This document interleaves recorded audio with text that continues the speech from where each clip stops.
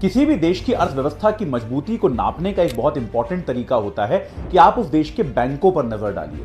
तो इस बार का जो इकोनॉमिक सर्वे आया है वो भारत के जो शेड्यूल्ड बैंक हैं, अनुसूचित बैंक हैं, उनमें जो एनपीए हैं उनके बारे में बहुत इंपॉर्टेंट डेटा देता है और ये कहता है कि हमारे बैंक्स जो हैं, इन बैंकों में जो ग्रॉस एनपीए है, यानी कि जो टोटल एनपीए हमारे बैंकों में है, वो केवल कुल परिसंपत्ति का 2.2% हो गया है। ये नंबर जो है ये पिछले कई दशकों का सबसे कम नंबर है।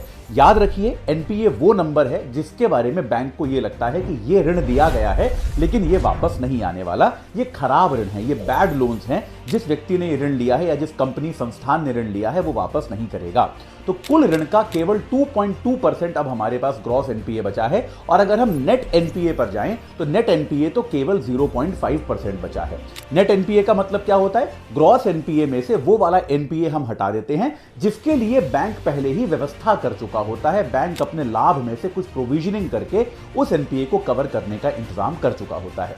यानी कि इकोनॉमिक सर्वे हमें साफ साफ बताता है कि हमारे बैंक जो हैं वो एक बहुत ही स्वस्थ दशा में हैं, जो कि अर्थव्यवस्था के लिए बहुत अच्छा संकेत है।